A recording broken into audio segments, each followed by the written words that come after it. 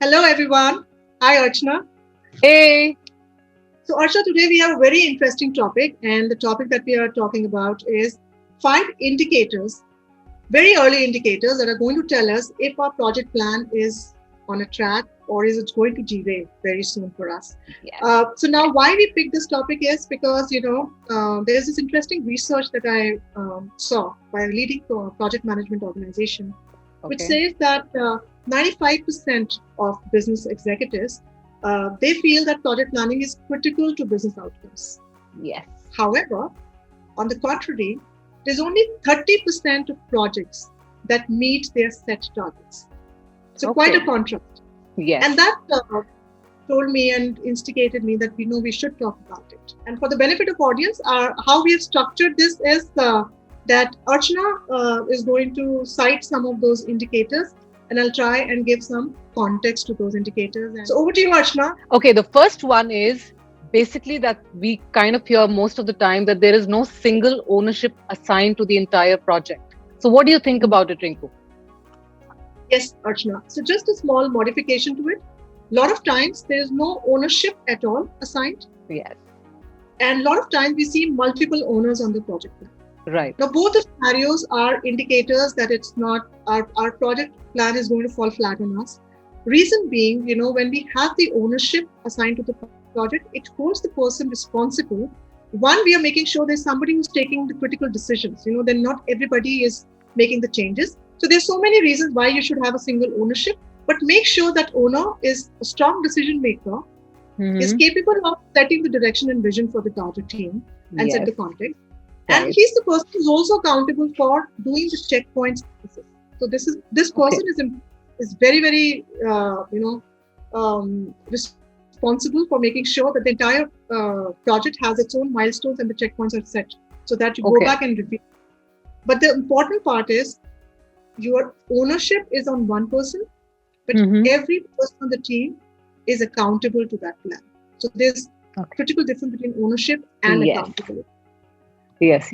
Very, very rightly put. And I absolutely understood the entire context very, very well. However, going forward with exactly what you said, I penned down a few lines, which I wanted to ask you was, when we have a project plan, basically when we have it in hand, it comes to my notice that the project plan is always updated and is revised on an ongoing basis. So what do you have to say on this? Another fact from that research that I saw, 75% of project team, when they start working on the project, they begin with the feeling that it is going to fail. And one of the underlying emotion is that we keep on changing that plan. See, changing or updating a plan is not a problem. The problem or the biggest indicator that you have to look for is, do you have a baseline to that plan? Right. Now, when I say baseline, that means that you have a benchmark that is set in the beginning of the project about the agreed outcomes, the target deadlines, the deliverables, the resources, the budget, everything is assigned and dedicated on that project before you begin the project. Yes. The two situations where you don't have a baseline, there could be two reasons. One is that you've already started working the project as a team member. Right. Yes. Or the baseline is being created, wrong practice. You need to stop. Okay. Number two reason could be that your project planning exercise is more about keeping it on a current status. It's like moment status check. How am I doing now? Where am I now? And that's not a planning, in my opinion. That's more like a record keeping. So what you have to see, is it a project plan or a record keeping exercise? Or if you're doing an early start, even before the baseline is there. So wrong situations, both the cases. Stop right there. But now again, going to the structure of understanding it to be more deeper context, how do we actually know that how much planning is happening? How do we calculate that? Is it too much or too less? Yes. Right? Right. So I think when we talk about project planning, Rachna, it really depends on the size and the complexity of the project. A lot of times, depending on the project, also sometimes there are project managers dedicated on certain, their job is to like PMO. That's a role assigned to the project. So it will vary for them in that situation. However, The general guideline that is suggested, the recommendation is, if you're spending more than 10 to 15% of your time on planning, whether you're a team member or a project manager may be allowed to spend a little bit more.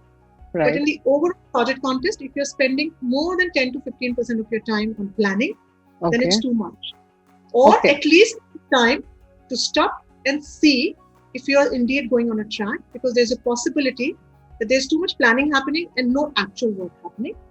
And in either or case, you are going to, have an impact at the end when you're not going to meet the desired results. So all the planning that you're doing, it's all going to drop out. But again, another question that pops up in my mind right now is no news a good news while we are doing the entire thing?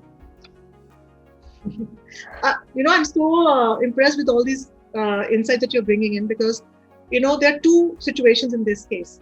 When you say no news is a good news, a lot of times it's either too quiet on the project. So what we have to look for as an indicator is it too quiet on the project? Like, is it very silent? Or is it just firefighting in the project? Both the situations are extremes, and we have to avoid the extremes in any good planning situation. So when I say too quiet, the possibility is that you haven't set the right communication platform where your team is coming and sharing their concerns or risks, right?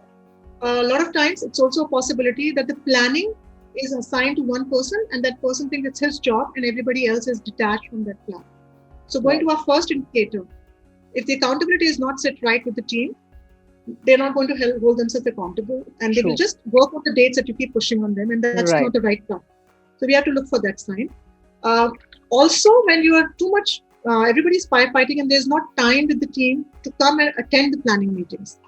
I think that's also a big concern, because it is a possibility that there's too much of inefficiency in the team, or again, not right expectations set with the team, or there's productivity issue. The skills are not right on the team. There could be a lot of other issues or leakages that you could look at. So either or, in both these extremes, they're not good. One more thing I want to add here is, if the client is quiet, that's another sign that we need to look at. Your client has to come back to you. Now, there are two reasons why the client is quiet. Either you've not set the sign of expectations with them, which is very important if you want your project to go smooth. And two, if the client is quiet, they work on their own whims and fancies. It's not important to them, and they might surprise you at a later stage with their expectations or their demands, or some decisions could be delayed. So we have to be very cautious of the fact that the team has to not go crazy with the work, but then have to be vocal, and have to be right checks in place to make sure that we are talking and we are exchanging the risk and contingencies are in place. While I just caught a line while you said, we stress a lot on the end details and the dates that we need to complete the project on. So I think that is one of the very basic things that we all face. So what do you think, is too much of attention on the end date is problematic, or is it okay? So, when we say project planning, of course, it's a big part of it is scheduling, right? So dates align to the scheduling part of it. Yes. The big other sides to project plan could be your work breakdown structure. Have you broken down your items correctly? Have you allocated the right resources, the competency, the skills? Has the budget been allocated? So there, the interdependencies have been defined. How do you work on that? So the project planning effort has to be the big picture. What happens when you only focus on the end dates is that you miss the big picture. Right. And in that scenario, the biggest risk that you could face is, and which could impact or derail your entire project, is that the team could misconstrue this as to meet the deadlines. And in that case, they can compromise on the scope. They can compromise on quality, or we could just take shortcuts. And this is not a good place to be in, because if you're doing everything, meeting the dates, but not meeting the product expectation, you're failing, right? So I think you have to be very cautious, and it's not just about dates. There are other aspects to it. Absolutely. So make sure So I'm sure with the insights that you have shared, I think everybody would have got cleared with how they need to go ahead with. So yes, anything that you want to add into this?